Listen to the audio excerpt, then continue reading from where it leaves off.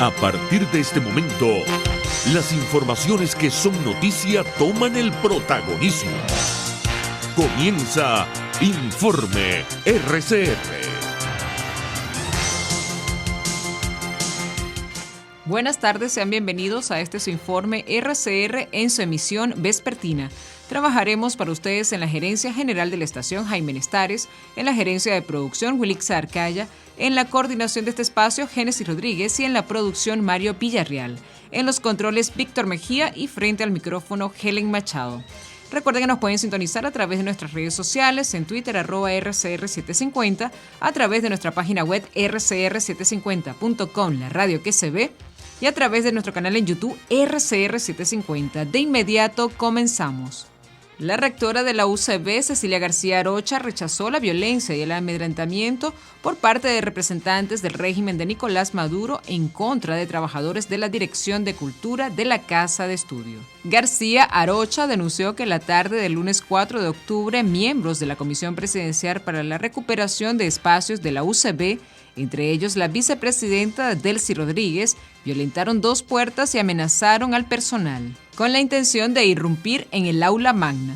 Estamos verdaderamente indignados, expresó la máxima autoridad de la UCB. Rechazamos de manera contundente los hechos ocurridos en el aula magna, dijo en rueda de prensa. No a la violencia, no a la imposición. Esto es una comunidad civil. Podemos tener diferencias, todas las del mundo, pero no estamos acostumbrados a nadie que venga a imponer ni a amedrentar a los trabajadores, manifestó la rectora.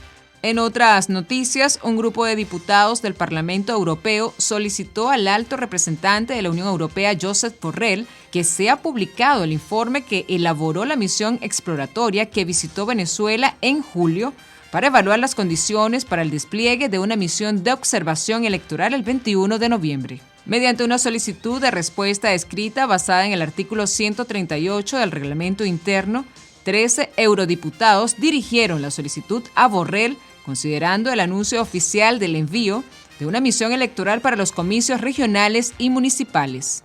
En el ejercicio de las competencias de control que le corresponde al Parlamento, tiene pensado hacer llegar el citado informe al órgano que se ocupa de la observación electoral en el Parlamento Europeo, consultaron. Además, interrogaron si se ha confirmado que se dan las condiciones necesarias y adecuadas para que se lleve a cabo unas elecciones libres, transparentes, democráticas y verificables en el marco electoral actual en Venezuela.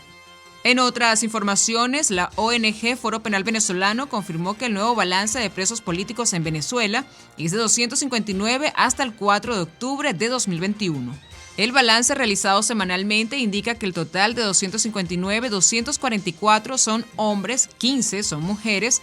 También indicó que el total semanal que aún se encuentran detenidos, 126 son civiles y 133 son militares, así como también 258 adultos y un adolescente.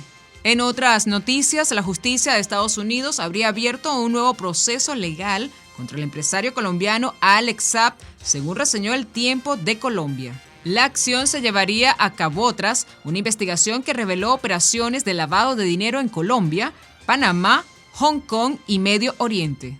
El proceso en contra de Saab menciona a otros colombianos que hasta el momento no contaban con orden de captura. Entre ellos destaca Álvaro Pulido, empresario que tiene supuestas vinculaciones al narcotráfico, informó el medio. Entre los nombres mencionados en esta nueva denuncia figura Shadinain Saad Sertain, hijo de Alex Saad, por ser directivo del Ground Grants Limited, empresa que sirvió para mover los capitales que Estados Unidos investiga.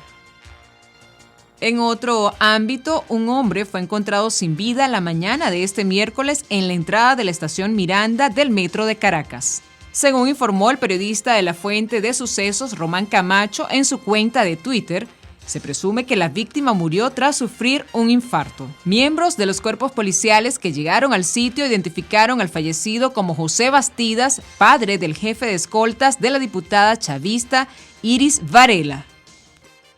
Por su parte, en 2 semanas podría estar habilitado el proceso aduanero en su totalidad en la frontera colombo-venezolana, así lo estima John Carrillo, alcalde del municipio Pedro María Ureña en Táchira. Señaló además que hay mucho optimismo ante el anuncio de la reapertura. Se ha generado una expectativa positiva para toda la población fronteriza, para todos los empresarios, comerciantes e industriales del occidente del país. Así lo destacó. Además, subrayó que esta reapertura comercial progresiva y biosegura, tras 2 años de cierre, estimulará el empleo en la región, va a traer un ambiente de tranquilidad desde el punto de vista económico. Eso dijo. En otras informaciones, el director de la Confederación de Trabajadores de Venezuela, Pedro Arturo Moreno, pidió al régimen de Nicolás Maduro respeto a la necesidad sindical indistintamente del partido político, la fijación de un salario mínimo a través del diálogo y que también participen en las negociaciones empleadores y sindicatos. La exigencia principal es que se cumpla con lo que está pidiendo la OIT, fijación del salario mínimo, la necesidad de un diálogo realmente sincero y la necesidad de que se respete la independencia y la libertad sindical. Además, afirmó que muchos empleadores pagan salarios que, a pesar de estar por encima de lo establecido por el Ejecutivo, tampoco cumplen o cubren la canasta básica, hecho que incumple el artículo 92 de la Constitución en referencia al poder adquisitivo. Por su parte, la ONG Transparencia Venezuela pidió una investigación integral sobre las denuncias por la gestión de los activos en el exterior por parte del gobierno interino de Juan Guaidó, la opacidad y discrecionalidad y la ausencia de controles efectivos en la gestión pública introducen amenazas serias a los intereses del bien común y quebrantan la fe de los ciudadanos en las instituciones del Estado. Por esta razón, las recientes denuncias se han hecho sobre el incumplimiento de las responsabilidades del gobierno interino de Venezuela son de suma preocupación, señaló la organización en un comunicado. Transparencia advirtió que poner en peligro la recuperación y la protección de los activos de la República, que fueron expoliados unos expertos, otros por la gran corrupción desde hace décadas, constituyen una falta inaceptable y un incumplimiento de los compromisos establecidos en el estatus que rige la transición de la democracia para restablecer la vigencia de la Constitución de la República Bolivariana de Venezuela por la propia Asamblea electa en 2015. Y en otras informaciones, la detención de 2 venezolanos en París en el 2020 por llevar un centenar de diles de cocaína puso en la mira la red transnacional de tráfico de drogas que utiliza mulas, conecta 5 países y 3 continentes: Venezuela, Brasil, Surinam, Guayana Francesa, Nigeria y Europa. La comida es la razón por la que estoy aquí. La comida decidí hacer el viaje. Estaba pasando por una situación muy difícil, dijo Marvin, un caraqueño con 3 hijos pequeños a quien le ofrecieron $5,000 por llevar la droga a Europa. La emergencia humanitaria compleja de Venezuela, que tiene en la pobreza extrema al 80% de la población, ha sido aprovechada por las organizaciones del crimen organizado que captan mano de obra vulnerable para sus actividades ilícitas. Desde el 2018 hay reportes de venezolanos reclutados por grupos guerrilleros colombianos, bandas de narcotraficantes brasileños o redes mexicanas de trata de personas. Y en materia regional, un joven de 16 años falleció la madrugada de este martes en el Hospital Central Universitario Antonio Magia Pineda de Barquisimeto, tras estar 5 días hospitalizado por quemaduras en su cuerpo producto de la explosión de un polieducto de gasolina en Veroes, estado Yaracuy. Familiares que prefirieron reservar el nombre de la víctima aseguraron que el 29 de septiembre el adolescente salió con otros jóvenes a escondidas de sus padres para ir a Veroes, donde estaba ubicado el polieducto. Presuntamente estaban extrayendo gasolina, aunque sus familiares desconocen cómo lo hacían. Fue el día del 30 de septiembre a las 3 de la madrugada cuando el jovencito llegó a su casa y llamó a su papá.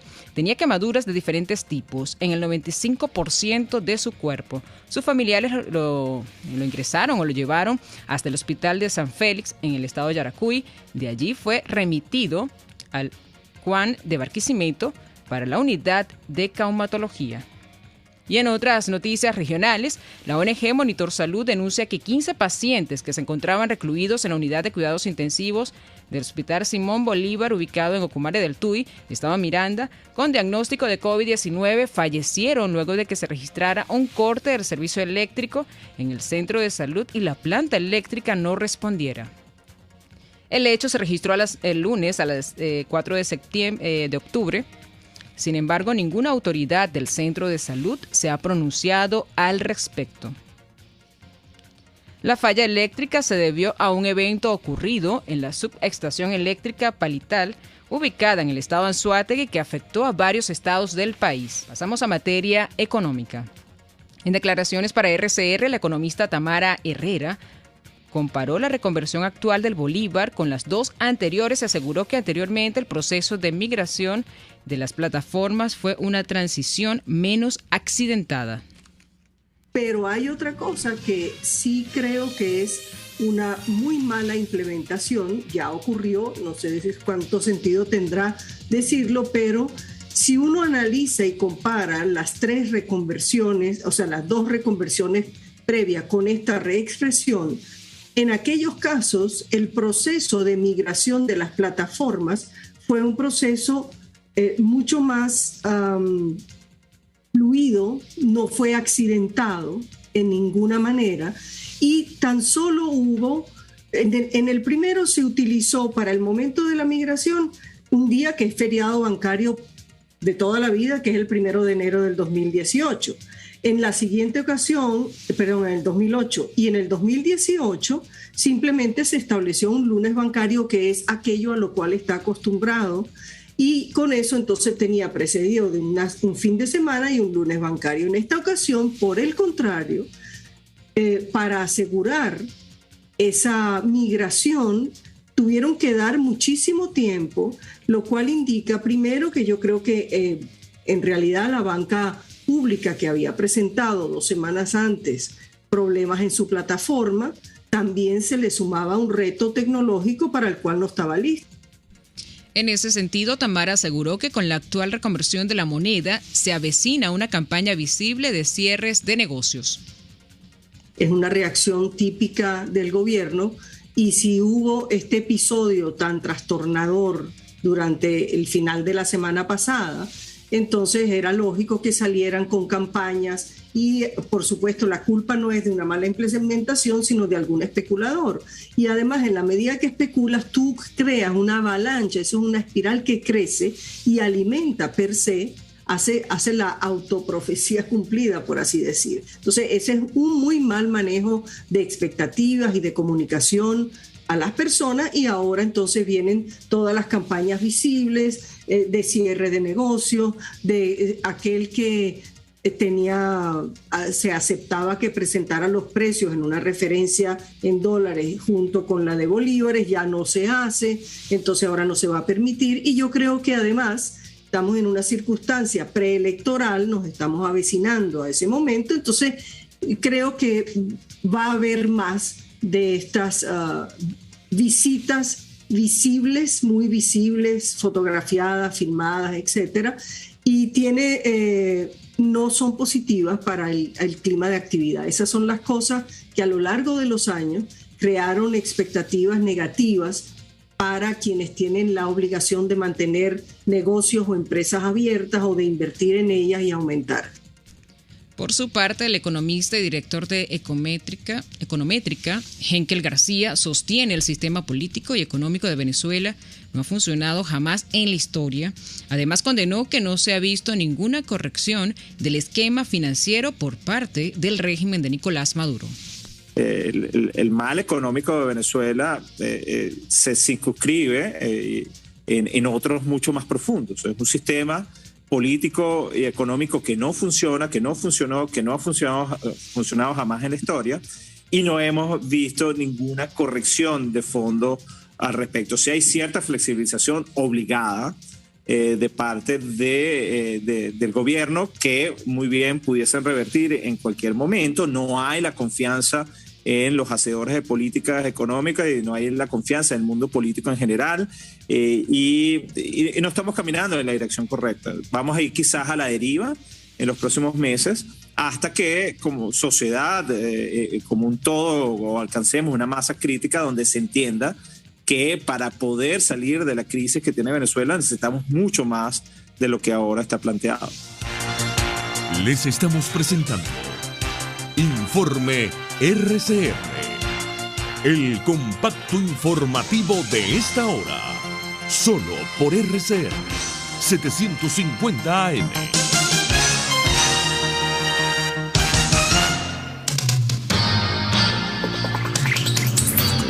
En internacionales, un sismo de magnitud 4.25 se registró este miércoles en la provincia de Guayas, en la zona costera de Ecuador, sin que se haya informado de víctimas o daños materiales. Según el Instituto Geofísico de la Escuela Politécnica Nacional, el sismo ocurrió a las 3:57 hora local, a 2.40 grados de latitud sur y a 80.03 grados de longitud oeste. De acuerdo con la fuente, el temblor ocurrió a una profundidad de 24.39 kilómetros y a 29.85 kilómetros de la ciudad de Guayaquil, capital de la provincia de Guayas. En otras noticias internacionales, el consejero delegado y cofundador de Facebook, Mark Zuckerberg, negó este martes que su compañía anteponga los beneficios a la seguridad y el bienestar de los usuarios, tal y como lo aseguró la ex empleada Frances Haugen en su declaración ante un subcomité del Senado de Estados Unidos. En el centro de estas acusaciones se halla la idea de que priorizamos los beneficios a la seguridad y el bienestar. Eso es simplemente falso, escribió Zuckerberg en su cuenta en la red social, en un largo mensaje en el que defendió a la empresa ante las múltiples críticas que está recibiendo en estos días. El máximo responsable de Facebook también dijo que muchas de las acusaciones no tienen sentido y que no reconoce la falsa imagen de la compañía que se está pintando. Y en deportivas le damos el pase a nuestro colega Mario Villarreal. Gracias, Helen. El boxeador ucraniano Vasily Lomachenko y el ganés Richard Commey llegaron a un acuerdo para una pelea el 11 de diciembre en el Madison Square Garden. El choque de ex campeones de peso ligero se transmitirá después de la presentación del trofeo Heisman, una de las fechas y horarios más codiciados en el calendario de programación de la empresa promotora Top Rank. Lomachenko, el ex campeón de 3 divisiones, perdió sus 3 títulos de las 135 libras ante el estadounidense Teófimo López en octubre en una pelea muy reñida por el campeonato indiscutible. En el tabloncillo de los Estados Unidos, el base armador de los Brooklyn Nets, Kyrie Irving, quien se ha opuesto firmemente a vacunarse contra el coronavirus, se perdió este martes la práctica del equipo en la Gran Manzana. Irving practicó con sus compañeros la semana pasada en San Diego, pero no asistió a la primera práctica del equipo en Nueva York, como resultado de los estrictos protocolos de la ciudad por el COVID-19. Debido a la pandemia global en curso, Nueva York ha impuesto nuevas regulaciones de salud y seguridad que no permiten que los atletas no vacunados participen en prácticas y juegos. Así finalizamos este compacto informativo. Los invitamos para que sigan con más de la programación de su RCR. Hasta aquí este compacto noticioso. Manténgase en nuestra sintonía, porque estaremos informándole de la noticia al momento de producirse. RCR 750 AM.